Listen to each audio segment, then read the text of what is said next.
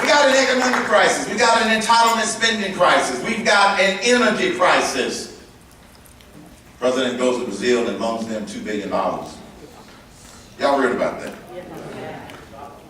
And then he says, America is going to become Brazil's best customer.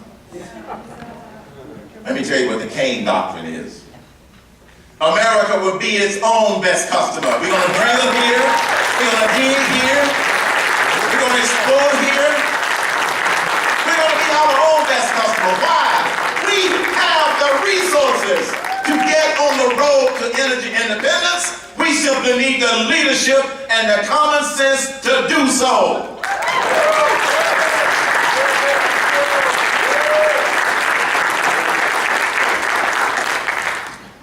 We've got an immigration crisis.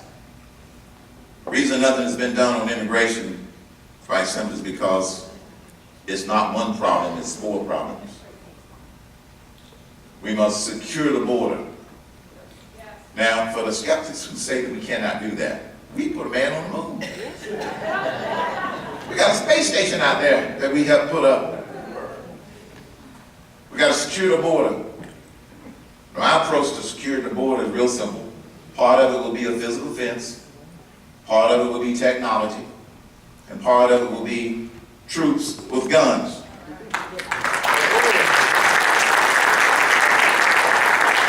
I had somebody say something to me, you may not want to say that part about troops with guns, it might get some people upset.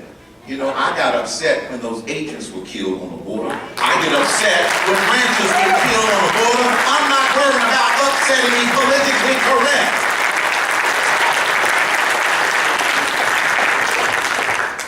Secondly, enforce the laws that are already there. Thirdly, promote the path to citizenship that's already there. We don't need a new path to citizenship. All we need to do is clean up the bureaucracy. In the current process, it's plenty of it there.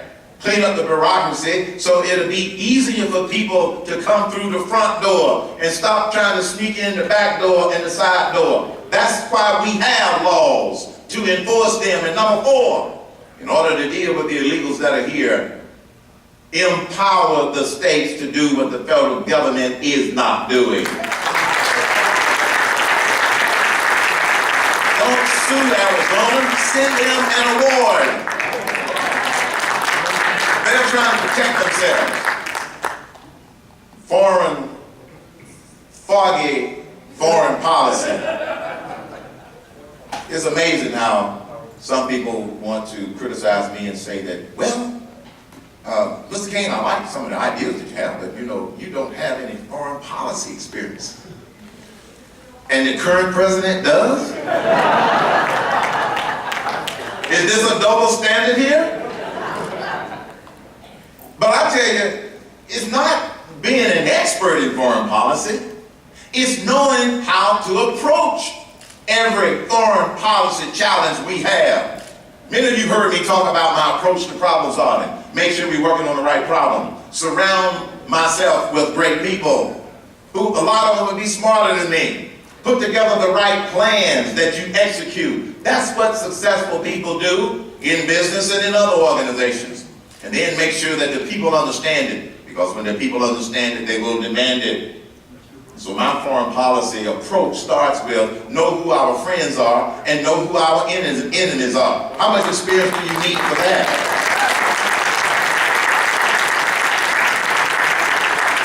And for our friends, let's evaluate our relationship with them.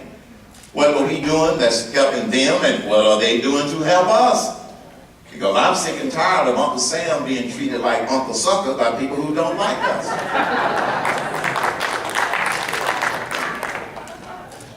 And then once we know what's in the strategic interest of the United States of America, we will have specific strategies and specific plans to react to things preemptively, rather than not knowing what's going to happen if something happens in one of these countries. My approach to problem solving, and I think that is connected with a lot of people. It's my common sense solutions that I believe is connected with a lot of people. Because thanks to you and many other people, the Cain campaign is on the move. It is on the rise. We have been consistently polling in the top three of the potential presidential candidates, and I often get asked, well, how are you doing that? Well, and here's another question I get from some reporters. I'm not talking about the ones in the room, so don't write nasty stuff about me. I had one reporter write and said, oh, he's just going to alienate the media. I'm not trying to alienate the media. A lot of great reporting goes on out there. One of them said, well, why do people like you? I have to pause and catch my breath and say, maybe it's the color of my eyes that they like me so much. These beautiful deep brown eyes. Maybe that's it. I happen to think it has a lot to do with my common sense solutions, my experience as a business problem solver, and the fact that I am not afraid to call it like it is, and I want to take common sense to the White House in 2012.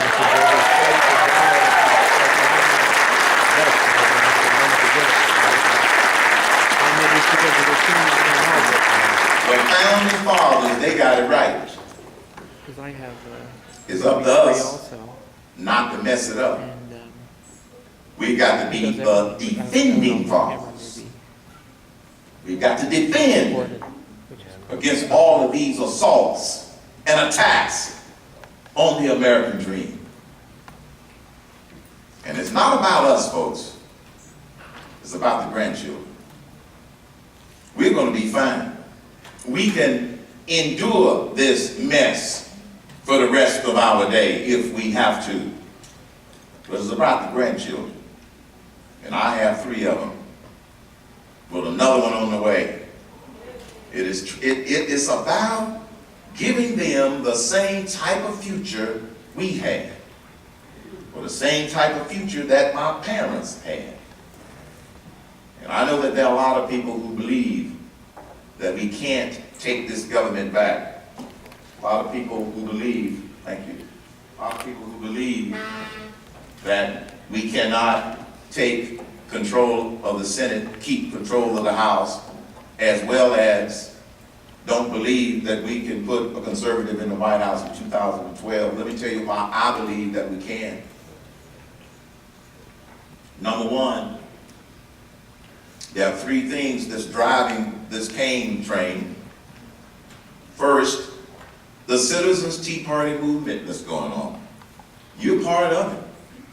They keep trying, they meaning the liberals, continue to try and demean what you believe in. They continue to try and intimidate people into not want to identify with the Tea Party movement. I often get questions from reporters, well, Mr. Cain, do you identify with the Tea Party movement? Yes. I said, why? I said, April 15, 2009, I gave my first Tea Party speech right here in Las Vegas. I've been speaking at Tea Parties before it was cool. Yes, I identify with the Tea Party movement. Because as it turns out, we only care about 3 things. Now, I got to address all these other things as president, but the 3 things that's consistent: we want fiscal responsibility, live by the Constitution, okay? And let the free market system do what it does best, which is to create jobs, put fuel in the engine, get regulations out of the way. That's what the Tea Party movement is all about. People are still trying to paint the Tea Party movement as a bunch of racists. Well, have you seen any signs of racists? No, not since I've been affiliated with them. I said, you know, I grew up in Atlanta, Georgia, before, during, and after the Civil Rights Movement. I climbed the corporate ladder in America, starting in the 1960s, late 1960s. I know racism when I see it. It is not in the Tea Party movement. That's just a tactic to distract us and to try to get other people not to join in what we are doing. That's what that's about.